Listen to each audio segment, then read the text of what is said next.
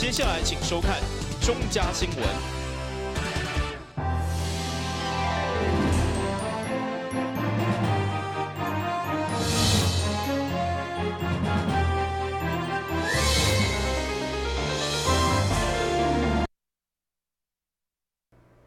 大家好，我是杨祖和，欢迎收看11月22号礼拜四的中嘉台南地方新闻。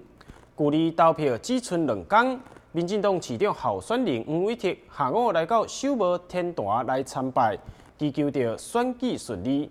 会中，伊除了呼吁选举要回归着理性，对手唔通阁抹黑，会有报应的动话以外，嘛认为选举的输赢就是投票率，所以伊趁机会要再次拼命来催票。民进党市长候选人黄伟哲选择伫投票前2天，特别来到中西区首庙天坛参拜。会中伫天坛董事长徐国伦、议员候选人林书杰、甲民进党市党部主任黄sen条等竞选团队陪同虔诚敬拜。恭祝向上帝大天尊神恩显现，后会兴旺，幸福所文，共处紧锁。台南市市长参选人黄伟哲，派竞选团队等。会中黄伟哲除了祈求选举顺利，特别到了尾声嘛，呼吁选民回归理性，冷静看待候选人的人格特质。同时认为，这摆投票率正是输赢的关键，所以趁机会催票，甚至认为选前抹黑的人会有报应。第一个投票率。第二个就是说，选民当激情回归冷静的时候，他可能会想说，这个候选人提出的愿景，我觉得其实这部分是选民过去台南所谓民主胜利，民主胜利不是民主进步党的胜利，民主胜利是选民的素质非常高，所以他到最后一些纷纷扰扰抹黑的这个部分哦，我觉得其实选民到最后还是回归原点来思考这些候选人，尤其我们现在今天站在庙前，站在神明的前面讲。我真的还是要告诉这些抹黑的人，到最后一定逃不过良心的谴责，也会受到报应。黄伟哲进一步表示，伫最后36点钟所采用的全国第一摆专庭直播，才希望用上佳有效的传播，消解伊所行带每一片土地。等新闻顾问及采访报道。台南市美术馆是高雄市了后全台湾第2个地方的行政法人。虽然经费来自市府，但是人事的任用有一定的自主权。但是这嘛引起着基进党的议员候选人李宗仁来质疑，认为最近升上副馆长的陈伟龙主任资格无符合，希望美术馆甲市府会当做出说明。美术馆是担市民期待珍贵的重要建设，但因为美术馆是行政法人的身份，所以伫用人方面有较大的选择范围。不过对此却引起基进党议员候选人李宗仁的质疑。伊指出，将要被升为副馆长的陈伟龙，伊的学历无符合资格，但为什么会当担任主任，甚至升到副馆长？我们不知道为什么陈主任他有办法当到这个主任的职位，甚至现在他要晋升副馆长了。但是咱说来了，咱该讲一件代志，咱其实不是单要讲这条代志呢，这件代志其实是其中的一个小小的案例。我们要来问的问题应该是说，行政法人他是为了像是南美馆这样的需求，我们有一些政府的机关或者是单位，像是南美馆，它必须要有一些专业具备高级知识的这个人士的需求，所以他跳脱了以往我们政府机关所采用的模式，设置了一个行政法人，为了让人事的命用弹性化。可是我们不该让行政法人成为我们私相授受的一个方式，成为我们人事命用的一个黑箱让行政法人成为人事权的尚方宝剑。这些毕竟还是人民的纳税钱，所以我们希望台南美术馆以必须爱来回应讲，是安那因会有安尼款的人事聘用的出现。会后美术馆馆长潘凡嘛特别做出澄清，表示陈伟龙主任的任用甲升任副馆长等人事调整拢符合法规，并无违法。大家所提到的关于我们将陈主任提升为副馆长这一件事情。我们根据这个里面的人事规章当中所谓的有8年的任职这一方面相关的经验来提升那我想这一部分是依据法律的。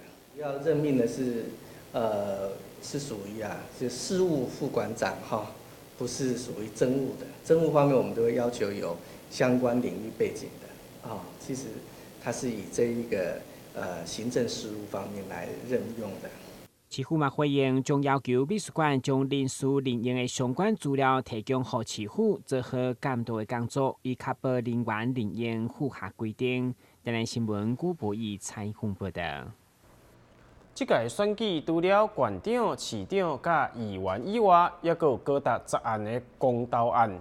台南环保联盟义工在22号就特别到台南火车站，向民众来宣导无同意公投案当中的第16案义和养绿主张。今年到下一大选将伫2天后登场，这摆上届特别的嘛是有高达10案的公投，针对其中的义和养绿，22号台南市环保团体特别到台南火车头，向民众呼吁反对16号公投。拒绝核电，才能享有安全、清气甲永续能源。深核能发电厂就不是非绿能的东西。我都要说讲的就是讲你像核废料，低阶就非常麻烦了，何况中高阶。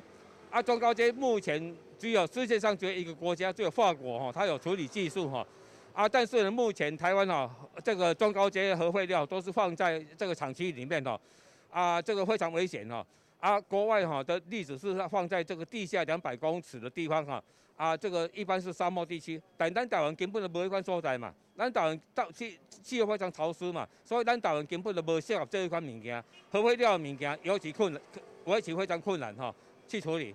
今年牛股公投投票快令有1979万人，同意票加过无同意票，而且同意票需要达到495万票，该案才会过关。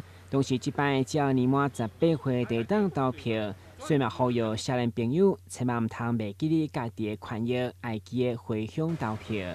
台南新闻古博义采访报道。为着要提供白河地区长者优质的长照服务，市府社会局委托高雄市的寿恩社区关怀协会成立了白河社区整合服务中心。其中提供了各种长照服务的资讯。上届特别的是，邀请到长辈时代进驻咖啡厅，担任活场的服务人员。透过协助八大的工课，让长辈会当展现家己的能力，当中也会当得到认同感。即马就带大家做伙来看卖。台南市65岁以上的老龄人口有超过27万人，其中白河区65岁以上的人口就有6700多人。占白河区的人口24%，嘛超过台南市的平均。为此，社会局嘛积极伫白河地区开设照护中心。18号上午，由社会局委托高雄市寿恩社区关怀协会所办理的白河社区整合服务中心，伫台北市长李梦燕甲侪贵宾的见证之下，正式启用。未来将会使提供民众各种长照服务的资讯。我相信这种又是日照中心以外更多功能。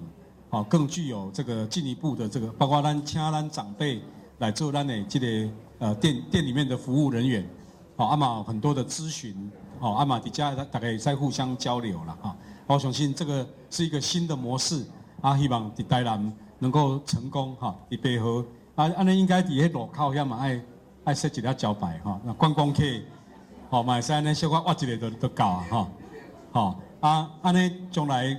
我相信这个新的模式可以让咱的长照有更多的方式、更多的可能，咱的长辈会使得到更较好的照顾。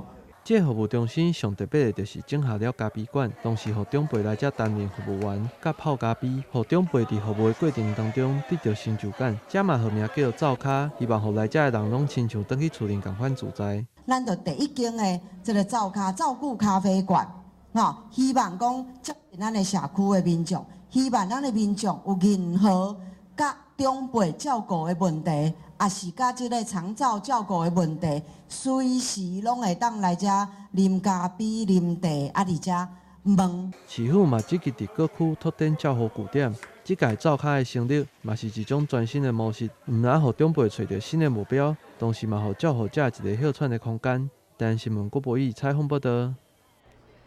休困一下，马上转来新闻现场。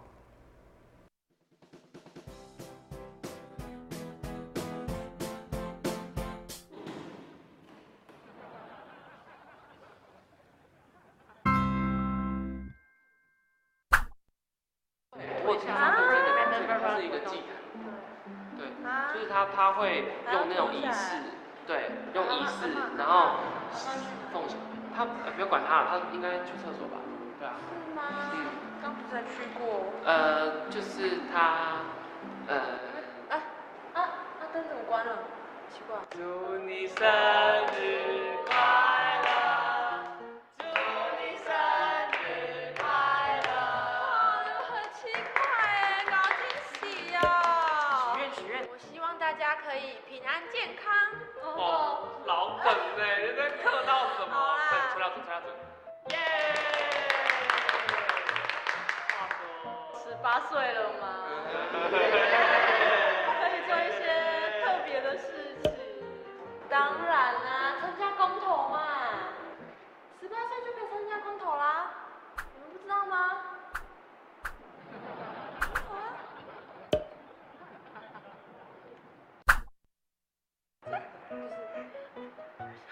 真的假的？真的，这就是那样。你们两个上课聊什么天？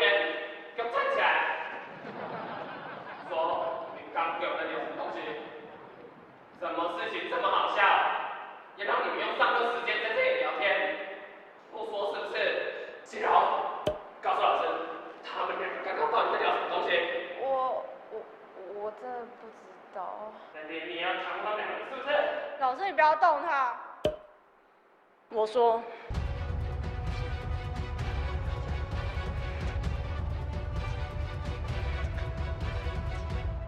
我刚刚说的是，18岁就可以参加公投哦。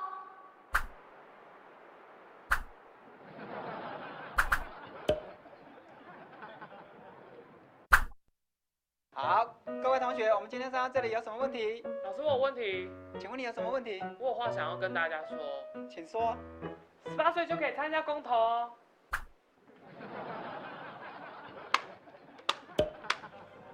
1000同学讲的非常的好。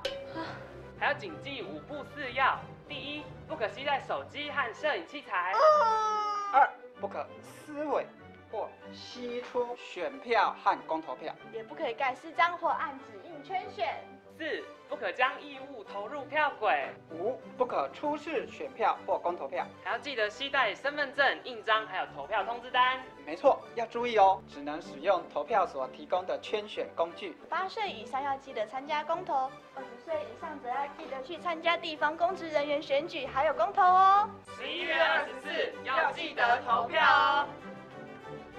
哦，对，投票。学姐，我有话告诉你。什么话？就是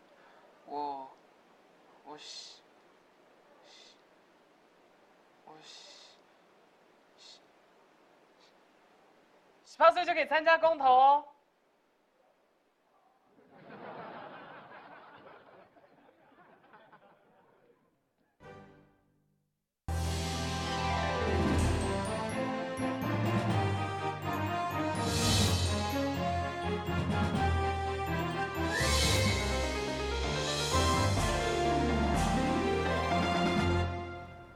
台南知名的天馆银茂工艺，上午因欢喜来庆祝着天馆工艺美学馆的开幕，并且伫咧现场甲嘉南夜里大学以及国立台湾研究工艺发展中心来签约，三方未来将会互相来合作，将银茂工艺技术一代一代传承落去。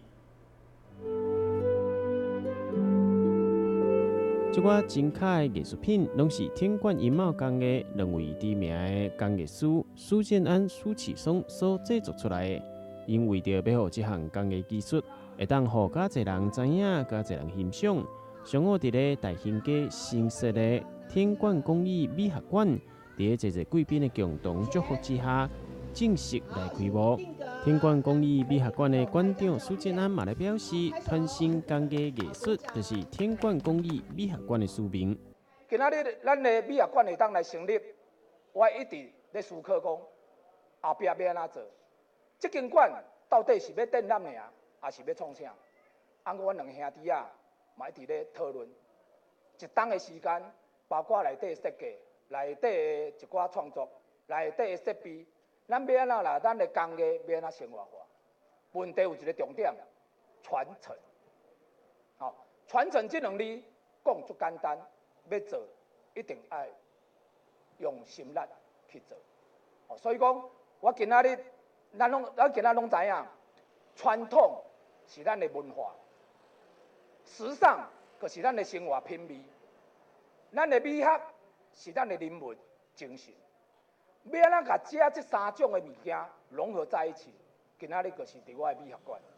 天冠工艺美学馆现场也甲嘉南美理大学以及国立台湾工艺研究发展中心来签约，未来这三方将会互相合作，为传承着台湾银毛工艺技术继续来打拼。嘉南药理大学这一次为了提升学校的这个艺术的气息，那么我们跟台湾工艺这个研究发展中心以及我们这个天冠工艺这个美学馆我们三方来签署合作的备忘录。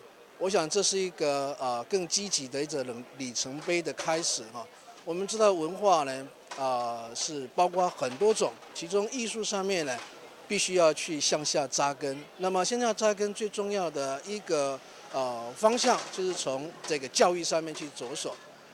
那么除了这样以外我们也觉得在教育上面必须要去发掘它去灌溉那么去培养。那么我们利用这个机会，那么跟美学馆、跟工艺发展中心来签署这个合作的备忘录我想这个呢，对这个在培养我们学生文化的气息上面，绝对有很大的帮助。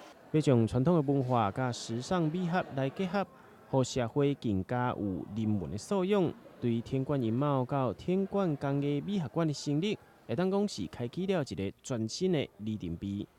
台南新闻王子豪采访报道。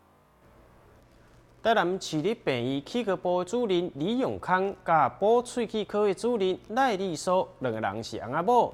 对1988年伫咧市立病院服务到今已经30档。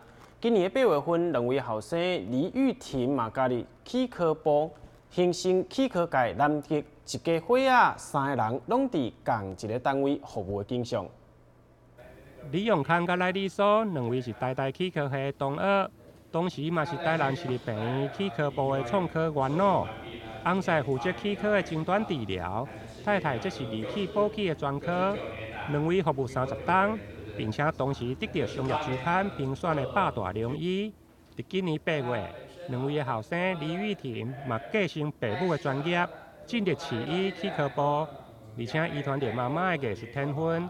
伫大学的时阵参加牙医7间学校牙体复形的比赛，得到第2名的好成绩。兴趣和妈妈同款，拢是伫个牙体复形加假牙的补缀。我们3个人其实我们的主要希望就是说，我们专精的部分是有点区分开来。虽然都是牙科，但是爸爸做的是根管治疗，那我是做假牙。那儿子本身他是比较有兴趣在牙体复形方面，所以各自有专精的时候，我们在讨论问题，可能就互相尊重对方的专科的一些想法，就比较不会有冲突。现在回来这边主要就是想要跟父母亲学习他们的一些经验，这样子，他们做很久了，就会累积很多实际的经验，然后就是我都会希望可以多学一点这样子。我们要尊重年轻人的一个意向了那对于他将来要喜欢哪一个牙科的次分科，或者说要成为一个怎么样的医师对我都非常尊重他自己个人的选择了和决定。那当然了，对我来讲最重要就是要有做一个有医德的医师那其他的对我来讲都是次要的你配合市立病院30周年庆，李永康医师嘛特别展出伊私人的气科古董收藏。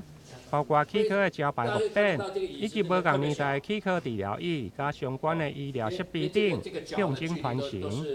因为我本身就是蛮喜欢一些老东西的。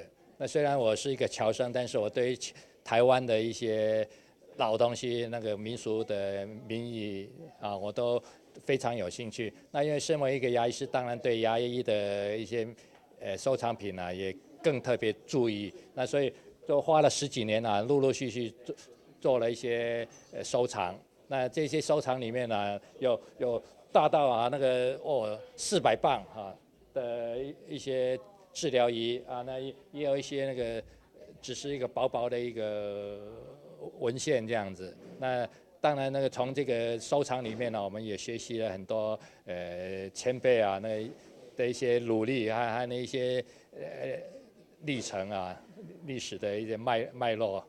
翁仔某甲后生上班地点做伙，下班嘛做伙。虽然同事讲一家人安尼感情是毋是会伤好，李医师翁仔某回答，就是爱有淡薄仔黏，阁袂伤黏。好在在办公室也是有个人的空间甲时间。对着后生的家教，翁仔某两个嘛拢真开放，目前嘛有稳定的交往对象。台南新闻林根采访报道。新闻最后，赶快来关心气象。明仔天气多云，有时好天，温度20度至26度，落雨几率1成。海面平均风力5级到6级，上大阵风8级。真感谢你的收看，11月22号的中嘉台南地方新闻，我是洪祖和，咱再会。